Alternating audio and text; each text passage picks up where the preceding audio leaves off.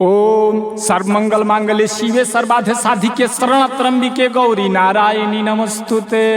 ओह बड़ी गर्मी होता है जजमान, पंखा कूलर मंगाई लो महाराज। ए पंडित जी ये ठंडी में गर्मी होता।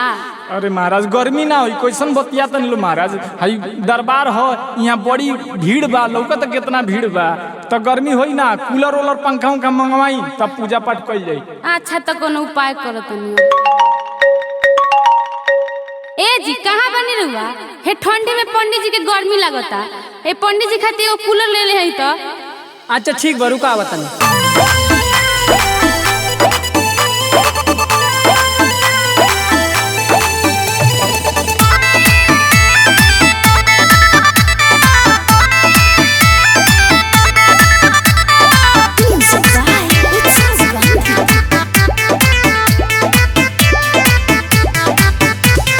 चढ़ते दशहरा तू काहे खिसियइलू? कोना पाके हमके पंडाल में बोलइलू? बतिया ले पंडित जी से। ए चढ़ते दशहरा तू काहे खिसियइलू? कोना पाके हमके पंडाल में बोलइलू?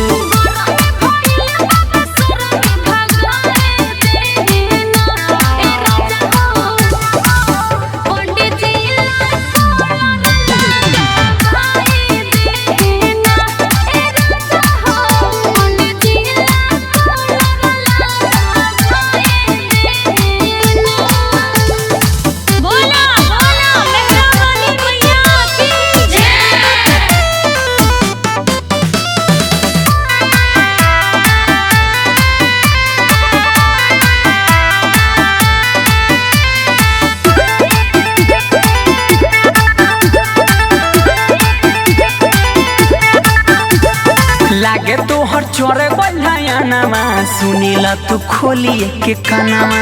ओहो एमे हमार का गलती बा? धूप ही अगर बहते बुताई कैसे होई माई के पूजा नामा? अरे पंडित जी के नु गर्मी होता।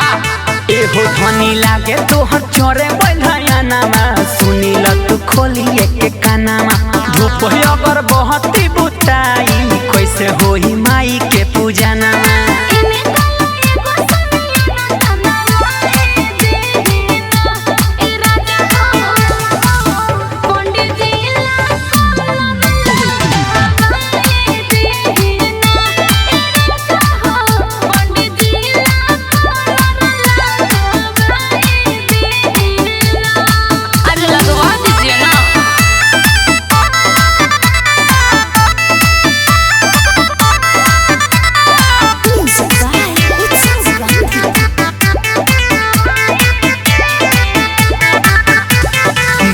मन होही ना उपैया कहता सारा भी संजैया। तो पंडित जी के नहवा दी। देखिए के तुहनी के डरामा हंसता रे शेरा वाली मैया। ई बात तो सही बा। ए हो धनी बात मन होही ना उपैया कहता सारा भी संजैया।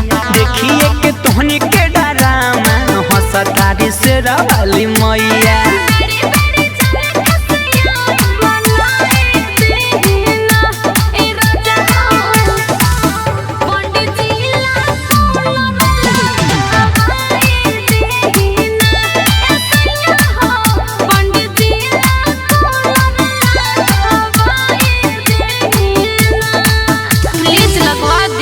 Ambe recording studio Delhi.